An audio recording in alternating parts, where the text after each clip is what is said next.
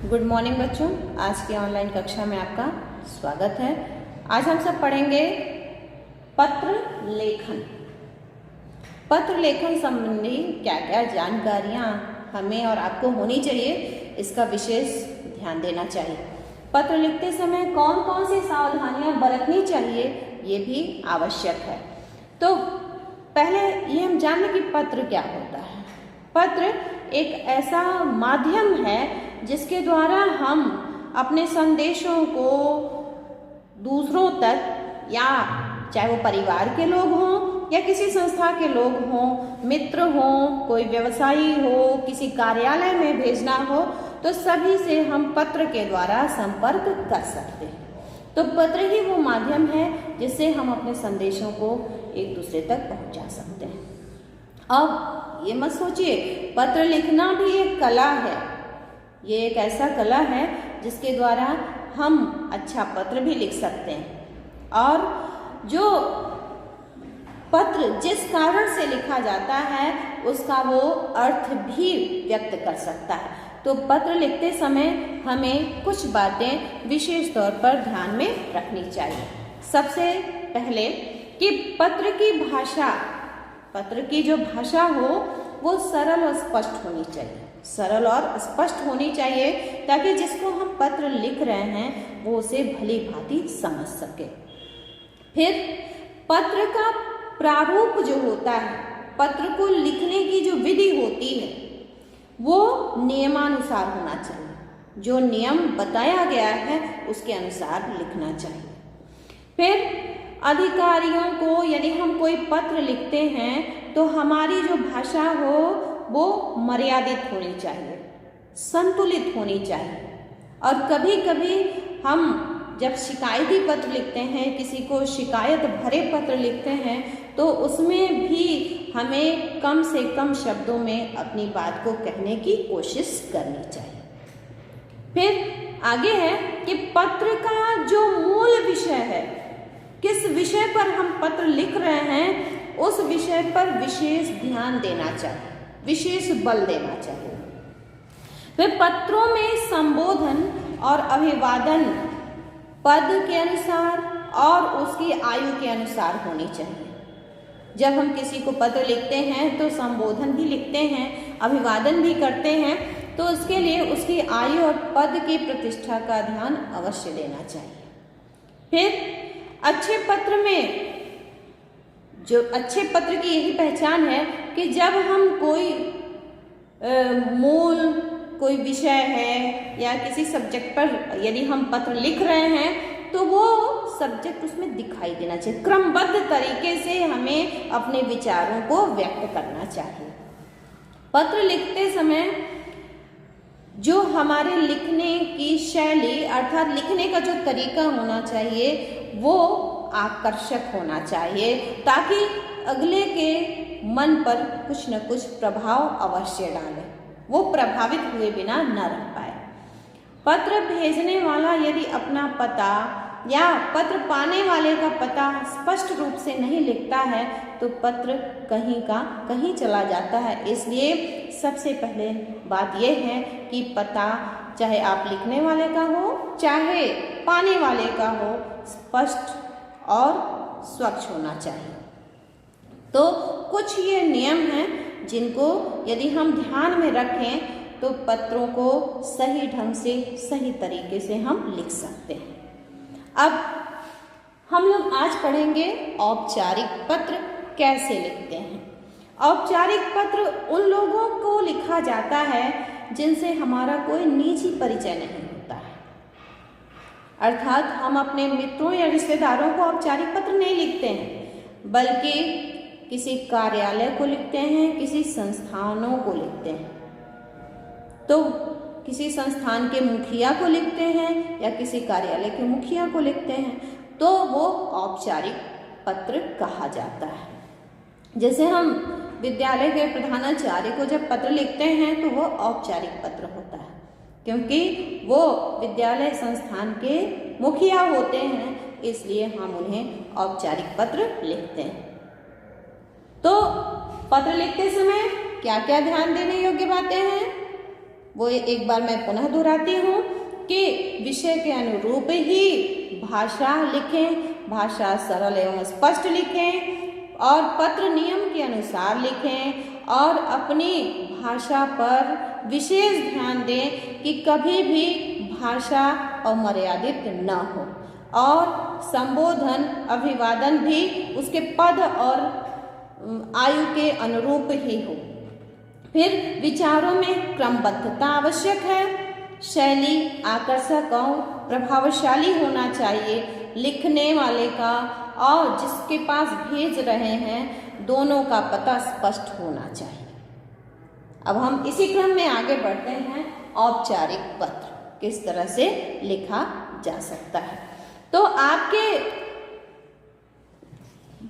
पुस्तक में अनेक ऐसे पत्र दिए गए हैं औपचारिक के, जो उदाहरण के तौर पर आप ले सकते हैं। यहाँ एक उदाहरण मैं आपको दिखा रही हूँ कि कैसे पत्र को लिखा जाए। सबसे पहले आप जहाँ पत्र को लिखते हैं वहाँ का पता लिखिए, ठीक। फिर दिनांक लिखिए। फिर लिखिए एक विषय है कि विद्यालय छोड़ने के प्रमाण पत्र के लिए आपको प्रार्थना पत्र अपने विद्यालय के प्रधानाचार्य जी को लिखना है। तो प्रधानाचार्य जी स्कूल का नाम लिखेंगे, फिर स्कूल का पूरा पता लिखेंगे, फिर उसके नीचे विषय।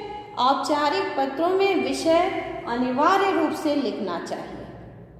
विषय लिखना अनिवार्य उसका अंग है।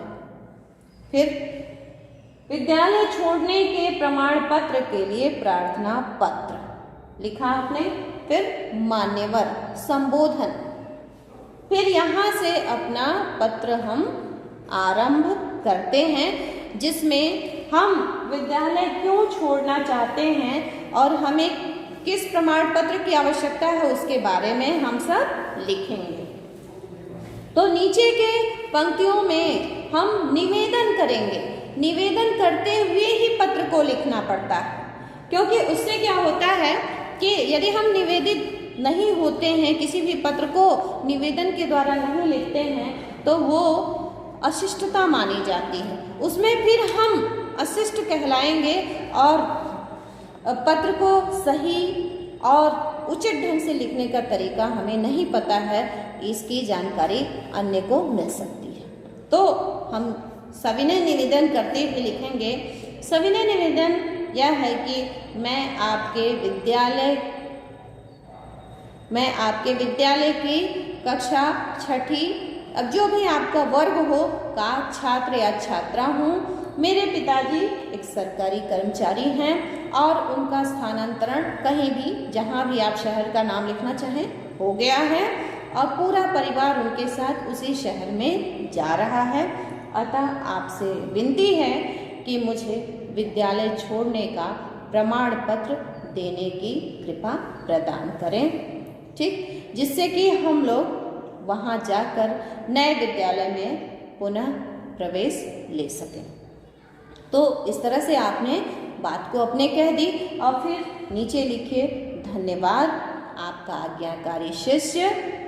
जो भी आपका नाम हो, जो भी आपकी कक्षा और वर्ग हो, उसको स्पष्ट तौर पर लिखना चाहिए।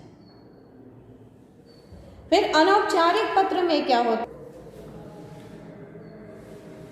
तो अभी अनौपचारिक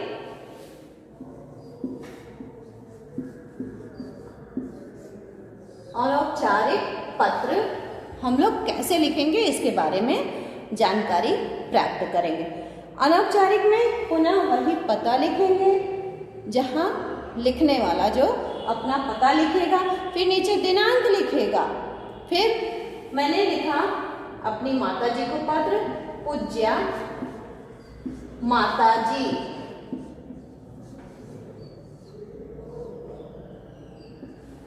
अब इनके लिए अभिवादन या संबोधन लिखेंगे सादर चरण स्पर्श। सादर चरण स्पर्श, ठीक। अब पत्र की शुरुआत हम करेंगे। आपका पत्र मिला। आपकी इच्छानुसार मैं अपने नए विद्यालय के बारे में कुछ आपको बताना चाहता हूँ कि मैं इस नए विद्यालय में आकर क्या अनुभव कर रहा हूँ। वो आगे पत्र को बढ़ाते हुए लिखेंगे कि मेरा नया विद्यालय हर तरह से बहुत अच्छा है, विद्यालय का भवन बहुत बड़ा है, सभी कमरे हवादार हैं, यहाँ प्रत्येक कमरे में बिजली व पंखे का उचित प्रबंध है, विद्यालय के चारों ओर का दृश्य बड़ा ही सुहावना आदि है, पास ही खेल का बड़ा सा मैदान है और उसी बड़े से मैदान में हमारी रोज़ प्रार्थना होती है। और साथ में ये भी लिखेंगे यहाँ विद्यालय पठन पाठन का बड़ा अच्छा माहौल है, हमारे प्रधानाचार्य से लेकर सभी अध्यापक और अध्यापिकाएं बड़े ही अनुभवी और परिश्रमी हैं, वो हमें बड़े मेहनत से पढ़ाते हैं। यहाँ पढ़ाई के साथ साथ सांस्कृतिक आयोजन भी बड़े ही उत्साह के साथ किया जाता है और सबको उसमें शामिल होने की पूरी छूट दी जाती है। तो आदि ये सब कुछ लिखते हुए आप अपनी माता जी को पत्र लिखेंगे। तो इस तरह से ऐसे पत्रों को हम क्या कहते हैं?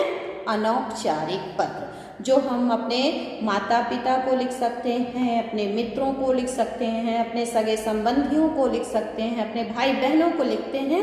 तो वो सब पत्र किसके अंतर्गत आते हैं? अनौपचारिक पत्र के अंतर्गत।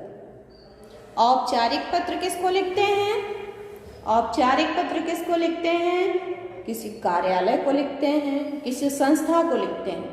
जबकि अनौपचारिक पत्र किसको लिखते हैं? अपने माता पिता, बंधु बांधवों, मित्रों को, दोस्तों को, सगे संबंधियों, रिश्तेदारों आदि को हम लोग क्या लिखते हैं? अनौपचारिक पत्र। तो यही तरीका होता है।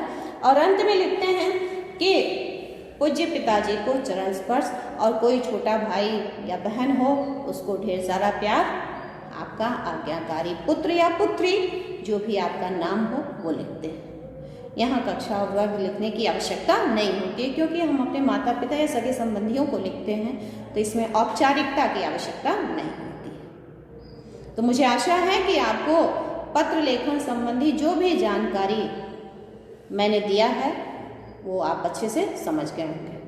धन्यवाद।